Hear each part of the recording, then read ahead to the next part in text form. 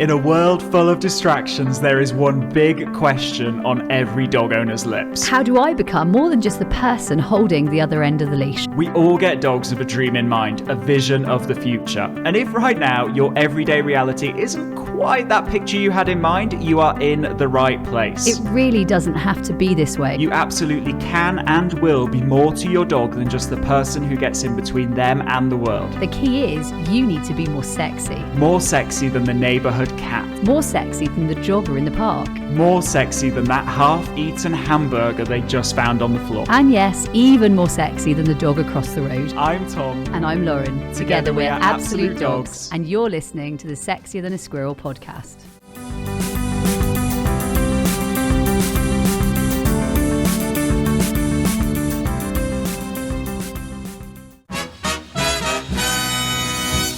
Hello and welcome to the Sexier Than a Squirrel podcast, the podcast that teaches you how to become more valued than anything else in the world to your dog. Now, I think today's topic is one that probably, I think we started talking about this pretty much, I would say, right at the beginning of our journey, Tom, like when it became like the Tom and Lauren show, like a bit like the Tom and Jerry show, maybe, but it was a long time ago. Like this was a topic that we've always had in our repertoires. This was a topic that we've always talked about. And yet I would say it's almost more relevant today than it ever was because people are understanding their dogs better. Yeah, absolutely. And so the question that you are going to answer today is your dog a doer or a thinker?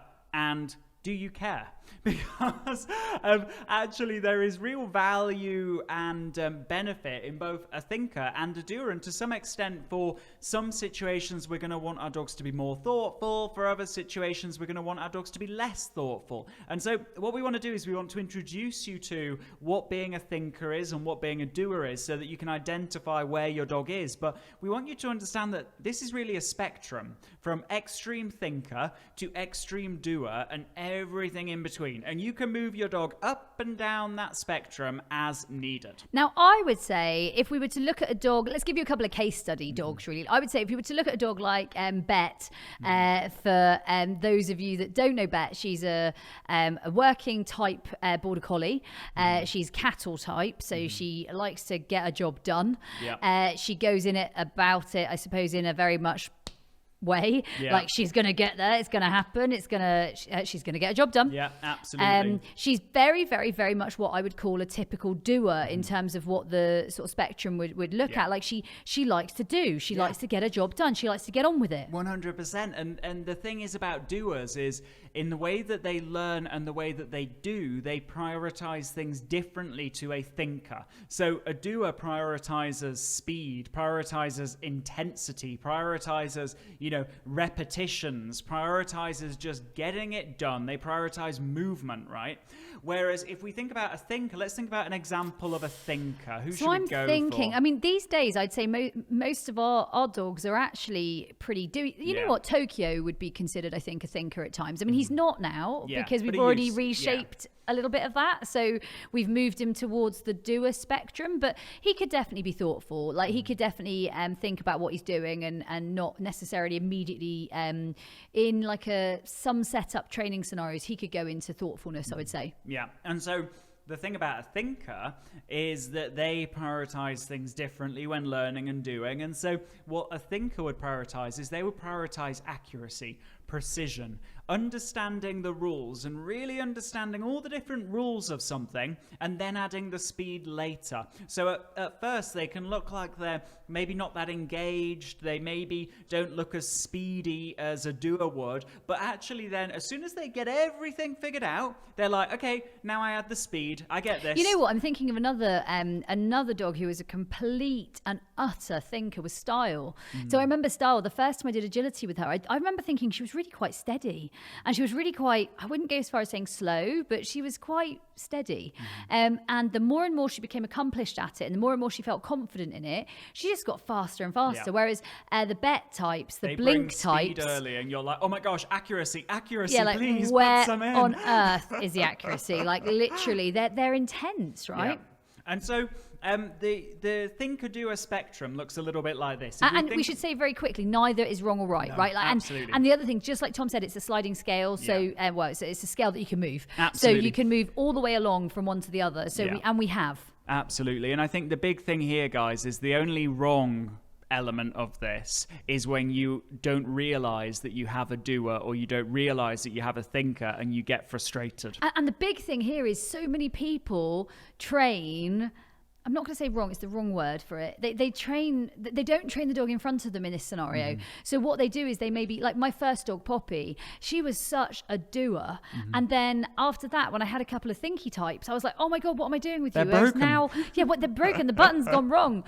Whereas now I think we just train what we see, right? Like, it's important. And we know that it's fluid, and we know that we can grow them whichever direction we want to take them. Some dogs like Blink and Bet, we've had to make them more thoughtful. And we've had to slow them down, right? Like we absolutely had. There is no way Blink would be whizzing around the Crufts arena, winning Crufts and being top of like the game in like UK agility and being able to, I don't know, go to world championships and be able to pull out clear after clear. Like those things don't happen when you're in just doer land, because actually it sounds a bit like Nike, doesn't it? Just doer land.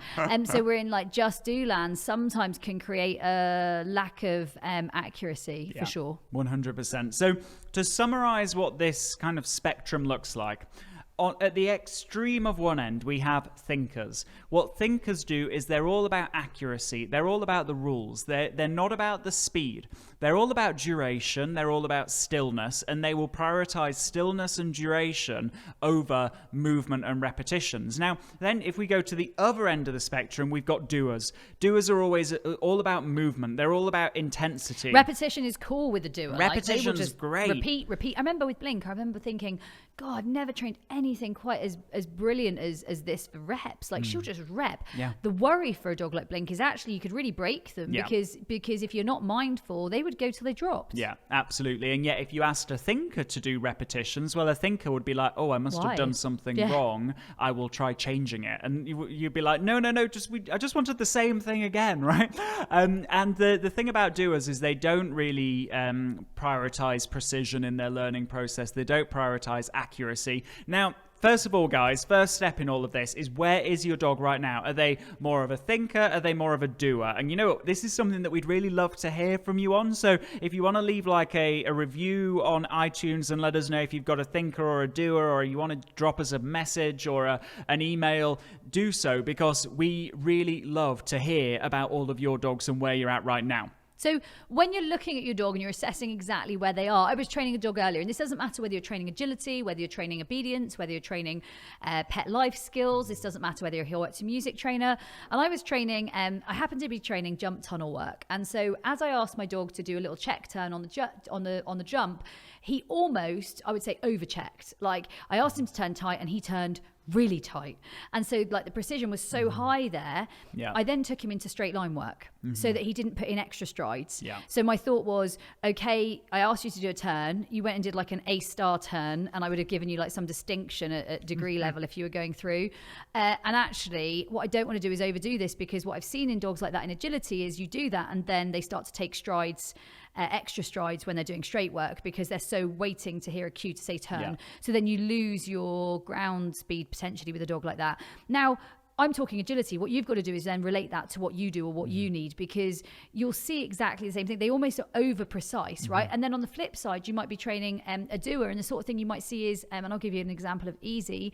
Easy would maybe take poles out. She would maybe go past a jump because she's in such a hurry. She doesn't really care about the jump. Would go through the poles, like literally that they would just bounce off. It's like some sort of. I mean, another example is Bet walking with a couple of my dogs a few years back. She just ran through them. She's just like, I'm going. She's a bulldozer. And yet she's not a bad dog. She's a really cool dog. And yet she's just in a hurry, right? Like she's got a job to do, and it's only her that can do it. And she has priorities on there. She's gonna do her job, right? Absolutely. Like it's the get on with the attitude. So that they look very different, right? Absolutely. And so once you've identified where you are right now, maybe you should kind of reflect a little bit on yourself and think, you know what am I? Am I a thinker? Am I a doer? And what we see is when relationships work really well is when the the owner's identified whether the dog's a thinker or a doer, and then adapting what they do to suit that type of learning.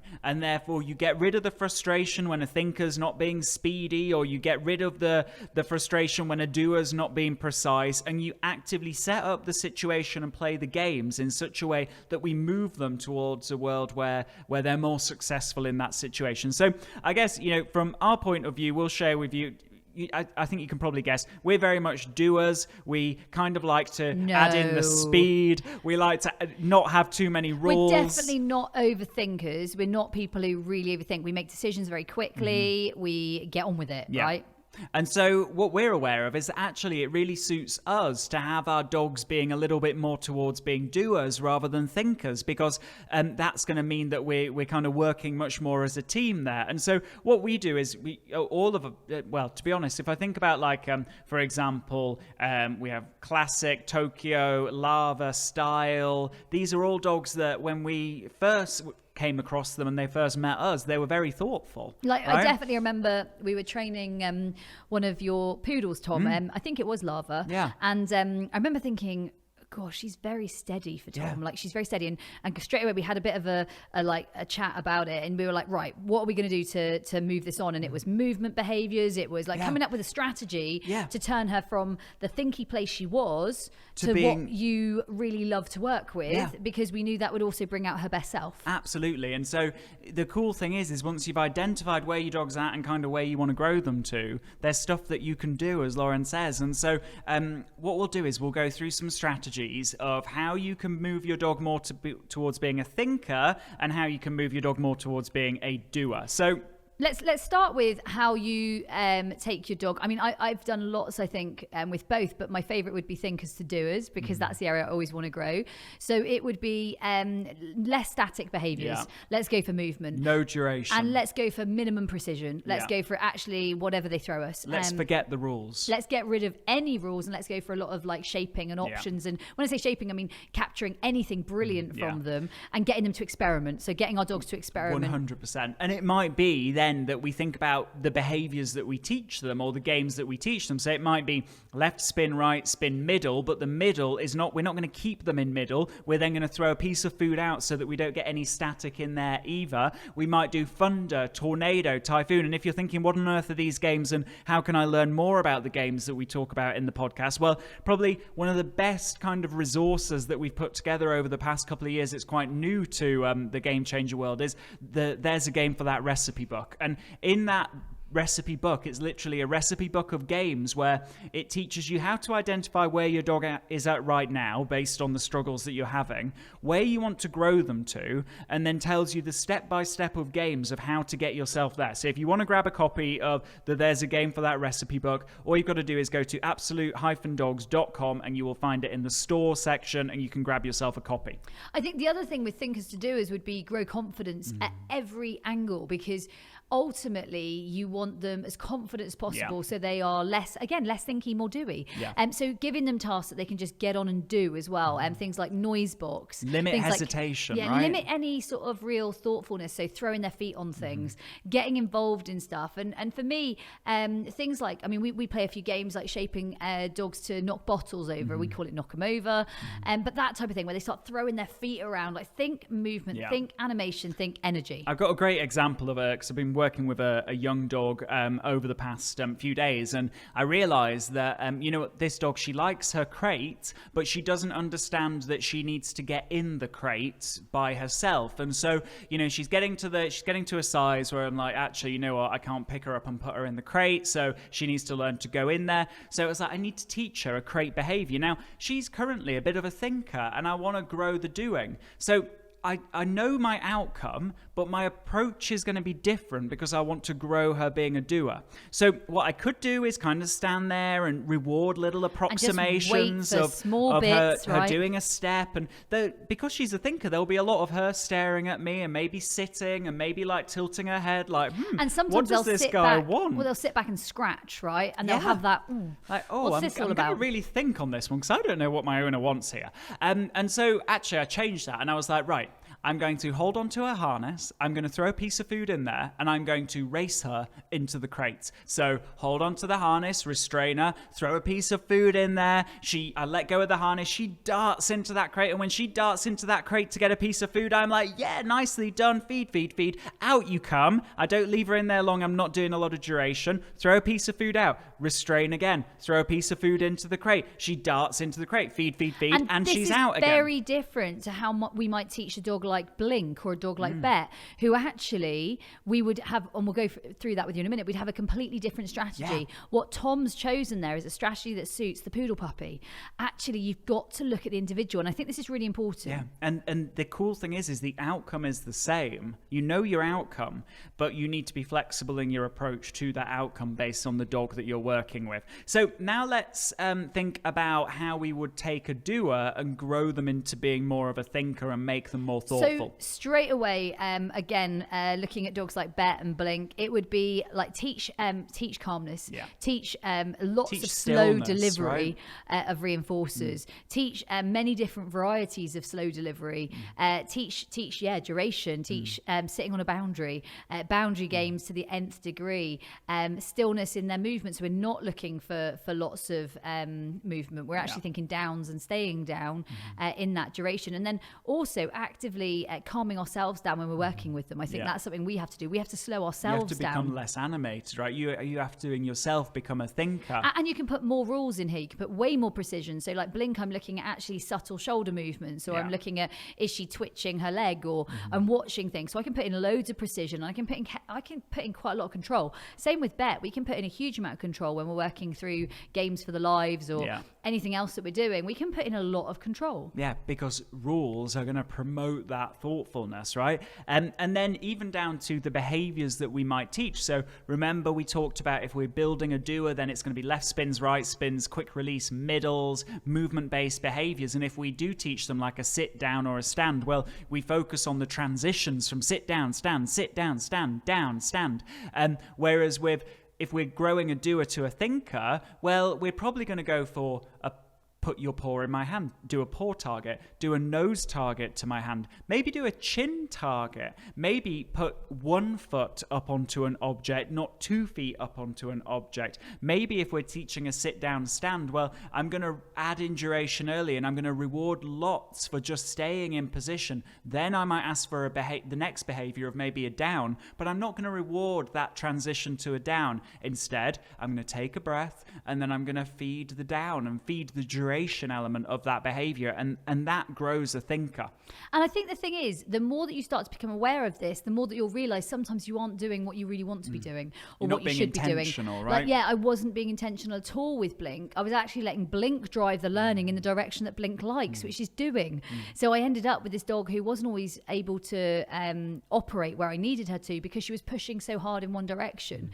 So yeah, it does allow you to start to be more intentional with your training session. So it all starts with, firstly, realizing where your dog's at. Secondly, realizing where you're at and what you like to train. Then, now that we've identified the gap, we've got the strategies to move them up or down the spectrum. And don't think for a minute that Tom and I, when we're looking at ourselves as trainers, don't enjoy the doing most. Oh, yeah. Like, I think we naturally always gravitate towards the doing. But if you were working with dogs like Bet or Blink and you were pure doer and you weren't like slowing yourself down to just be a bit more precise with them, you'd blow their brain. And you would literally not really get anywhere.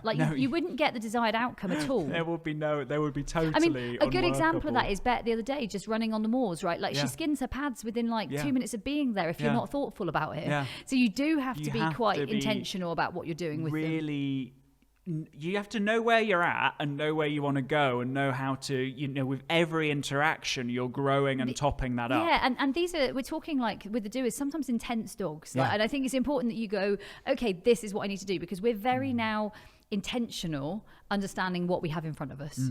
Absolutely. So with that, guys, as always, you can be in a very different place 3 weeks from now, and you've identified where you want to be. So all you've got to do is go out there and play some games, be a doer yourself to potentially potentially move towards being a thinker, which is a bit confusing. But anyway, so with that, guys, that was this episode of the Sexier Than a Squirrel podcast. We really dived into what it means to be a thinker and a doer, and how you can, it's totally in your hands. So we'll see you next week in the podcast. And as always, remember, stay sexy.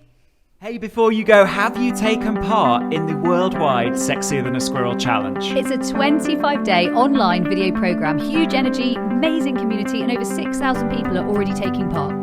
The only question is, you know where you are today, where do you want to be 25 days from now? Head to absolutedogs.me/sexy.